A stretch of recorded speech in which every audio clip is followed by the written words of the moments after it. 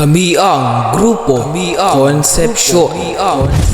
Mga miyembro: Erica Bernales, Journey A. Mercadejas, Mark Ellis Dinglas, John Lester Pareño, Heidi L. Calalo, Shanela B. Magpantala, Ashley Karina Nyola, Alia Clarice Perez, Mayor Christine Joy, Kier Salonga. Kami ang Pangkat Konsepsyon.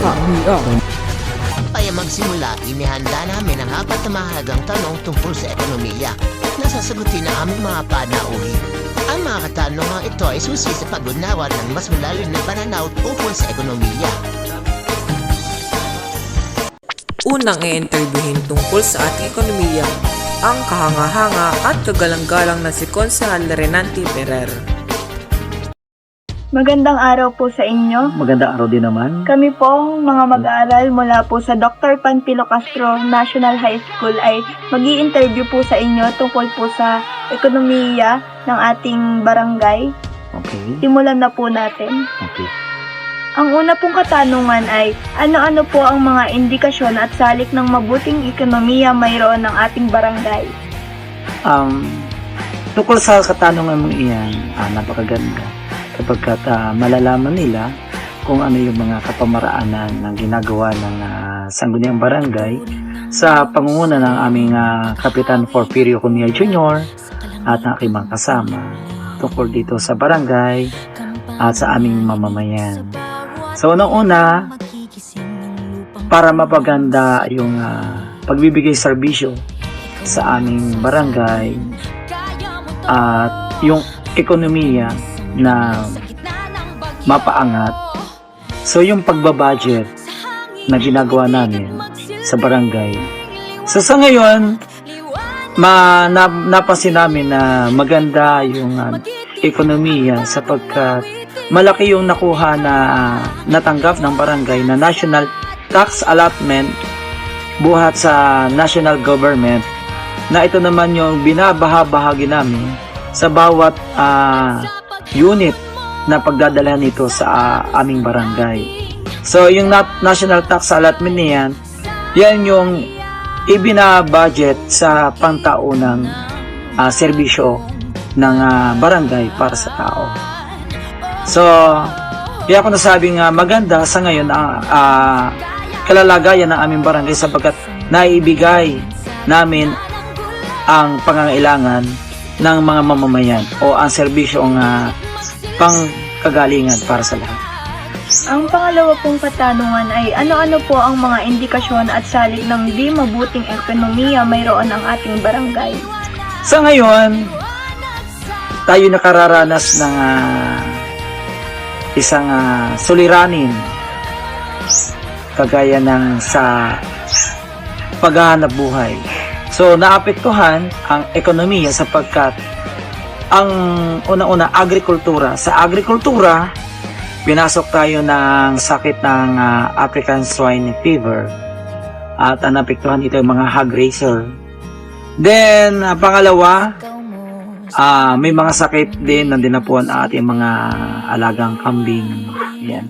So, pag naapektuhan na yan, mga hog raiser, so, mawawalaan ng hanap buhay yung mga nagkatrabaho para sa mag-aalaga ng baboy. And then, syempre, yung nag-aalaga, hihina rin ang income. So, lahat apektado. Then, tataas ang presyo ng karne, mauubusan tayo ng stocks. So, maapektuhan talaga tayo. So, isa yon sa naging hindi maganda sa ekonomiya sa barangay sapagkat marami ang nawalan ng trabaho at bumaba ang kanilang kita.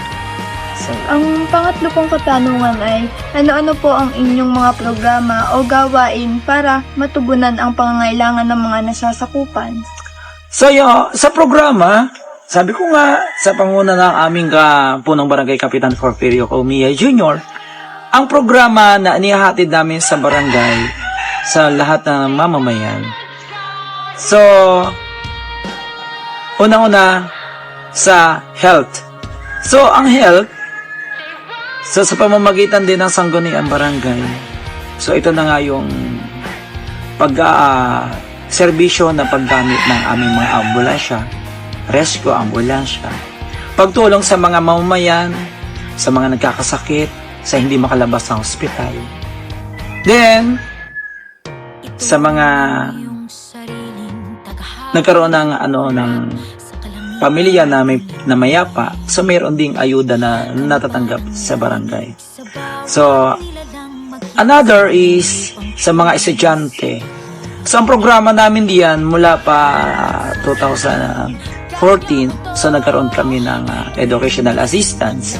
Ang barangay at ang SK, so naglaan kami ng pondo, at ang SK naglaan din ng pondo para makatanggap ang mga kabataan na sa level ng low income na mga bata na gustong mag-aral. So, nakakatulong ang barangay. Then, sa mga samahan dito, so napakaraming samahan na binuo ang barangay na sinusuportahan. Katulad ng mga samahan ng LGBT, solo parent, OFW, PWD, farmers, and kababaihan, kalalakyan. So yan, may mga programa kaming nakalaan para sa mga grupong ito, na kung saan ito naman ay naibibigay ng tuwiran at natatanggap nila para sa kanilang mga proyekto. Ang huli pong katanungan ay sino-sino po ang mga kasama o kalahok sa inyong programa?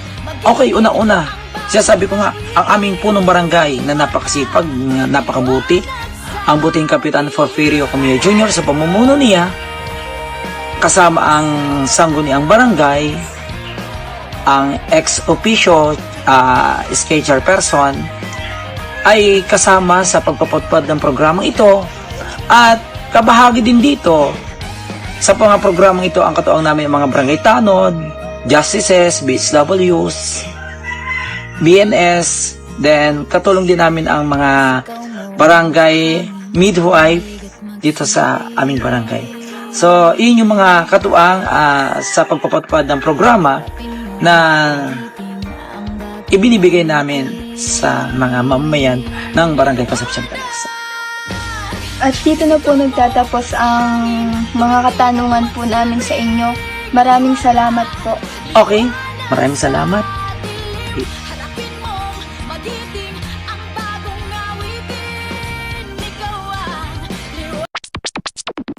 Pangalawang i-interviewin, SK Prey Hugo. Araw po, kami po mula sa Dr. Pantilo National High School ay nais kayo interviewin tungkol sa kalagayan ng ating ekonomiya. Simulan na po natin. Unang tanong. Ano-ano po ang mga indikasyon at salik na mabuting ekonomiya mayroon ng ating barangay? Maganda po yan. Sa aming barangay, meron tayong mga programa para makatulong sa pag-angat ng ating ekonomiya. Tulad yan ng mga job fair para sa mga kabataan na mga walang trabaho para sila mabigyan ng mga trabaho. Pangalawa, ALS education para sa mga hindi napasok ng mga kabataan. So, tulong ng mga yun, nakakatulong para lahat ng ating ekonomiya. Magkaroon ng trabaho mga walang trabaho at makapag-aral yung mga walang kakayang makapag-aral. Pangalawa pong tanong, ano po ang mga indikasyon at salik ng di mabuting ekonomiya mayroon ng ating barangay? Una dyan yung dumaan yung pandemic. Madaming nawalan ng trabaho. So, yun isa sa pinaka masama na nangyari sa atin. Hindi lang sa barangay, sa buong Pilipinas. Madaming nawalan ng trabaho. At nung nagkaroon naman ng nag-back to normal naman, bigla naman nagmalang bilhin. So, yung mga hindi magandang nangyari sa ating ekonomiya. Ano-ano po ang inyong mga programa o gawain para matugunan ang pangangailangan ng mga nagsasakupan? Una-una may programa tayo na ALS education para sa mga out-of-school youth. So, para makapag-aral yung mga walang kakayahang makapag-aral. Pangalawa, may free printing services tayo. Yun naman ay para sa mga mag-aaral na hindi nagagasto sa labas at makakapag-print sila ng libre sa office ng SQ. Ito yung tanong, sino pa ang mga kasama sa inyong programa? So, ang programa kasi natin ay para sa mga SQ, sa mga kabataan ng nasasakupan ng barangay. So, ang mga kasama dyan ay yung mga kabataan na nakarehistro mismo sa barangay mismo na kanila silang nasasakupan. So, yung mga kabataan yun, walang pinipili yung kahit sino. Lahat ay kasali sa program natin. So, yun lang.